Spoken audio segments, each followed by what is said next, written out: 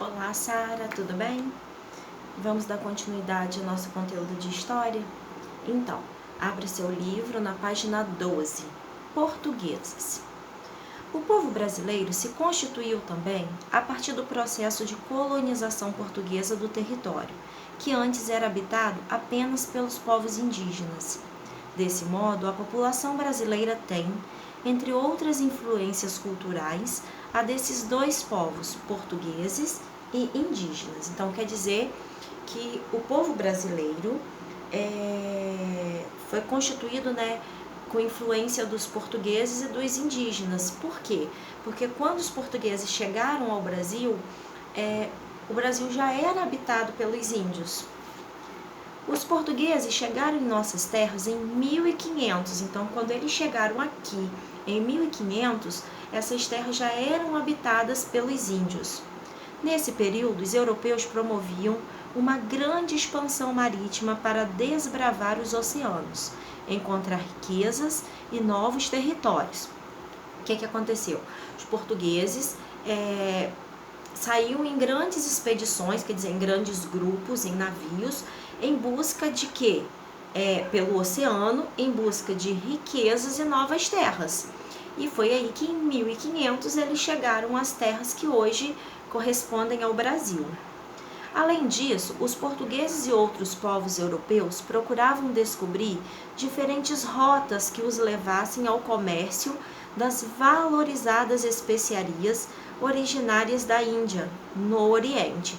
Quer dizer, eles buscavam caminhos mais curtos para buscar especiarias das Índias.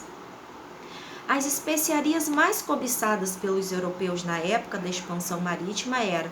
O que eram especiarias? Eram produtos que serviam de conservante. Eu vou dar exemplo, o cravo da Índia, o gengibre, o açafrão da terra, a noz moscada e o açafrão. Esses produtos eram utilizados para conservar, tá vendo? O que eram as especiarias? Produtos para conservar e dar sabor aos alimentos e também para fazer remédios e produtos de beleza. As especiarias eram revendidas em preços altos na Europa, gerando grandes lucros aos comerciantes. Mares desconhecidos na página 13. Observe o mapa a seguir, produzido em 1507 e chamado de Mapa de Waldseemüller, não sei se eu estou pronunciando corretamente. Ele é o primeiro registro histórico com a representação do continente americano com a designação de América, como eles denominaram esse continente como americano. Então, esse é o primeiro mapa. Na página 14, a gente vai falar sobre exploração do trabalho indígena. Inicialmente, os portugueses exploraram o pau-brasil. Então, quer dizer, chegaram em 1500 na terra em que pertencia, ao Brasil, e lá quem que habitava? Os índios, isso. E os portugueses estavam em busca de novos caminhos que chegassem às Índias ou de produtos que eram as especiarias, que serviam para a produção de produtos de beleza, remédio, conservar alimentos, dar sabor. E aí eles começaram a explorar aqui no Brasil o pau-brasil. O que era o pau-brasil? Vamos conhecer um pouquinho mais. Era uma árvore muito comum no litoral, da qual era possível extrair um pigmento vermelho para o tingimento de tecidos. Quer dizer, dessa madeira, desse pau-brasil, saiu uma tinta que vermelha, que servia para tingir tecidos. Os indígenas realizavam um trabalho de extração das árvores e carregamento dos troncos até as embarcações. Além de conhecerem bem as matas, os indígenas eram uma mão de obra abundantemente barata. Mais tarde, para a realização de outras atividades, os portugueses começaram a capturar e a escravizar esses povos nativos. Então, os portugueses, eles usavam os índios como escravos para cortar, a madeira de pau-brasil e levar até as embarcações. Por quê? Porque os índios conheciam bem as terras, então eles conheciam bem as matas, eram fortes, trabalhadores e ao mesmo tempo era uma mão de obra barata. Em troca do trabalho, os portugueses ofereciam aos indígenas objetos de pouco valor, produzidos na Europa e desconhecidos por eles, como espelhos, colares, facas, instrumentos e objetos de ferro. Esse tipo de relação de troca é conhecido como escambo. Então, o que era o escambo? Os indígenas trabalhavam, carregando as madeiras de pau-brasil para os portugueses. Em troca, os portugueses não pagavam com salário, pagavam com produtos que eles traziam lá da Europa, que os índios não conheciam. Esse tipo de troca, que hoje em dia a gente trabalha em troca de um salário, os indígenas trabalham em troca de um produto, de alguma coisa que eles não tinham e não conheciam. E essa troca era chamada de escambo. Apesar de o processo de colonização envolver a exploração de riquezas, a denominação e a escravização dos povos indígenas, também aconteceram muitas trocas culturais entre os povos indígenas e os portugueses. Então, quer dizer, eles não trocavam apenas mercadorias, eles trocavam também conhecimento. Página 15. Os portugueses e a formação do Brasil. Em 1500, os portugueses desembarcaram pela primeira vez no território que hoje forma o Brasil. Quando avistaram o Monte Pascoal, na chamada Costa do Descobrimento, localizada no estado da Bahia, nas proximidades das cidades de Porto Seguro e Santa Cruz Calábria. A formação de ocupação e de exploração que os portugueses praticaram durante o processo de colonização foi decisiva para a formação do território e do povo brasileiro. A arquitetura também é importante marca da colonização portuguesa. Nas cidades históricas coloniais de diversas regiões do país, é possível ver a arquitetura como um traço forte que marcou esse período passado. Com o intuito de extrair riquezas, os portugueses foram ocupando grandes extensões de terra, expandindo suas fronteiras, abrindo fazendas, organizando a produção de mercadorias e construindo vilas e cidades. O que aconteceu? Os portugueses vieram, eles vieram chegando de mansinho e aos poucos eles foram tomando conta de tudo, inclusive fundando cidades. A colonização portuguesa marcou a formação do território brasileiro, suas fronteiras e sua imensa extensão. Além disso, colocou em contato diferentes povos e suas culturas. Em 1532, o rei português decidiu enviar outros portugueses para povoar o território brasileiro. Olha só, eles foram vendo as coisas, foram criando coisas e vinham trazendo cada vez mais pessoas da Europa, para o Brasil. Ao chegarem aqui, eles construíram a primeira vila, chamada de São Vicente, localizada no litoral do estado de São Paulo.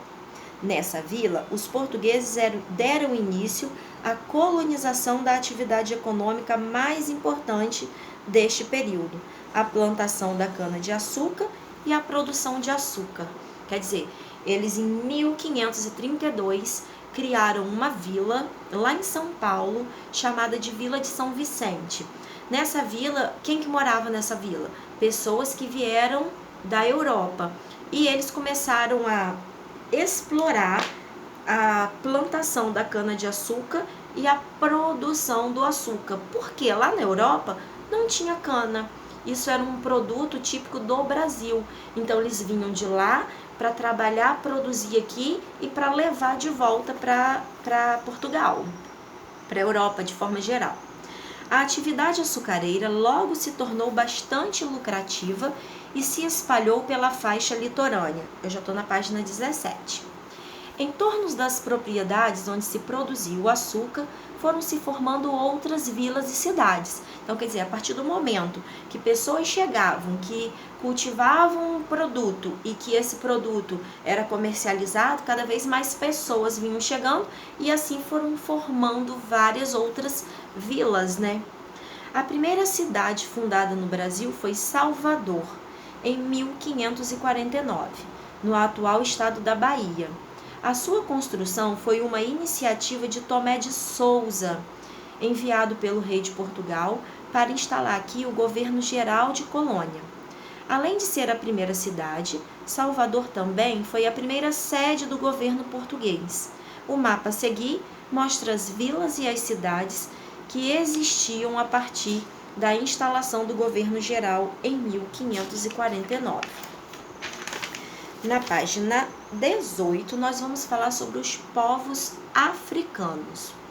A população brasileira atual é composta, dentre outros povos, por descendentes de africanos.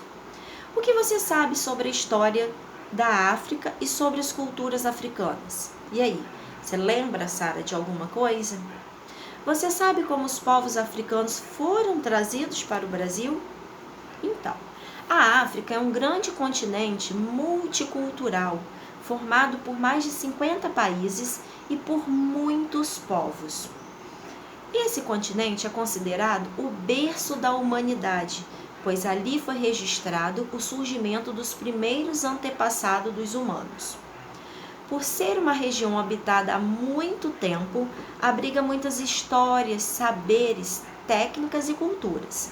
Dessa maneira, são incontáveis as contribuições dos povos da África para o desenvolvimento das civilizações e os conhecimentos que se difundiram a partir dali para o restante do mundo ao longo dos tempos. Então, quer dizer, os povos africanos, eles eram muito... Por que era o berço da humanidade? Porque eles eram ricos de cultura, de saberes, de técnicas, de história. Então, por ser um povo muito rico de cultura, eles receberam esse título de povos, considerado berço da humanidade. Na página 19, nós vamos falar sobre a escravidão como comércio. Na época das grandes navegações europeias, os portugueses buscavam expandir seus domínios e encontrar riquezas, como metais preciosos e outros produtos lucrativos. Um pouco antes de chegarem ao território que atualmente forma o Brasil, os portugueses já haviam alcançado o continente africano, onde iniciaram a colonização de diversas regiões. Ali estabeleceram relações de comércio e de exploração, quer dizer, eles comercializavam, mas também acabavam explorando. Uma das atividades mais lucrativas estabelecida pelos portugueses na África foi o tráfico de pessoas para serem escravizadas. Esse comércio consistia em uma troca entre os comerciantes portugueses e africanos, que capturavam pessoas em troca de diversos produtos trazidos da Europa. Quando os portugueses iniciaram a produção de açúcar no Brasil, o tráfico de pessoas escravizadas passou a representar uma fonte de mão de obra bastante lucrativa. Por quê? Os escravos geralmente eram as pessoas negras e mais pobres. Então, o que acontecia? Eram pessoas presas fáceis. Pagava-se pouco, às vezes apenas uma troca, e eles trabalhavam muito. Então, o tráfico de escravos, de negros escravizados, se tornou algo muito grande naquela época. O escravismo praticado pelos europeus foi responsável pelo deslocamento forçado de milhões de pessoas do continente africano para a América e para a Europa. Quer dizer, eles vinham de livre e espontânea vontade? Não, eles eram forçados. Africanos fora da África. Ao longo de alguns séculos, os africanos atravessaram o Oceano Atlântico em enormes navios, onde muitos morriam, enfrentando péssimas condições de higiene, saúde e alimentação. Quer dizer, eles vinham forçados da África, vinham como escravo em grandes navios, onde eles morriam, muitas vezes morriam no caminho. Por quê? Porque enfrentavam grandes problemas, como as péssimas condições de higiene, saúde e alimentação. Arrancados de suas terras, de sua cultura e de sua comunidade, eles eram obrigados a reconstituir seu modo de vida, enfrentando a árdua condição da escravidão. A dispersão de africanos para outros continentes foi um movimento muito significativo. Mais de 40 milhões de pessoas foram deportadas de seus lugares de origem, principalmente para a América e para a Europa, pelo comércio escravista praticado pelos europeus. Assim, constitui-se uma das maiores diásporas da história, quer dizer, um momento muito triste da história, em que os povos acabam deixando seu local de origem para viver escravizados em outro lugar. A de africanos que foram obrigados a viver em diversas regiões do mundo, do outro lado do Oceano Atlântico. O Brasil foi a região que mais recebeu africanos escravizados e ainda é nos dias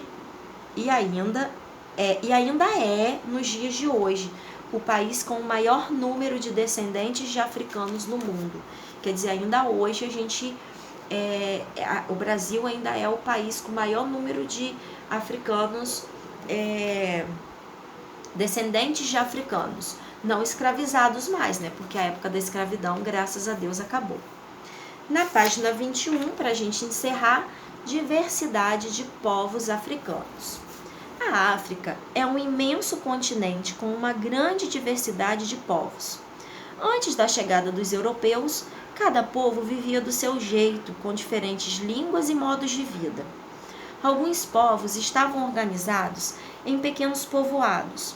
Existiam também grandes reinos e impérios. As sociedades mais populosas se formaram em torno das cidades. Algumas eram bastante exuberantes e contavam com sistemas administrativos para controlar o comércio, entre outras atividades. Também existiam sociedades que se constituíam em pequenas comunidades. As decisões eram tomadas pelo chefe das aldeias e as vidas coletivas eram baseadas nas atividades da subsistência, principalmente na agricultura, na caça e na coleta. Quer dizer, eles tinham uma comunidade, tinham um chefe das aldeias e eles viviam pela agricultura de subsistência, quer dizer, eles plantavam, colhiam para sua própria sobrevivência. A diversidade da cultura africana foi mantida ao longo do tempo, graças à tradição de guardar e transmitir oralmente as histórias desses povos por gerações. Assim, os contadores de histórias africanos, como os griots, ajudaram a preservar a memória por meio de narrativas. Quer dizer, a história dos africanos, ela é bastante conhecida por eles ter sido um povos bastante sofrido, sofridos, né? Na verdade, povos muito sofridos, que sofreram, que vieram como escravos, não vieram por vontade própria, mas que a sua cultura, a sua tradição ainda hoje é preservada, é mantida. Então, Sara, encerramos essa unidade e a tia vai mandar agora uma atividadezinha para você fazer e depois estudar para avaliação, tá bom? Beijinho, fica com Deus.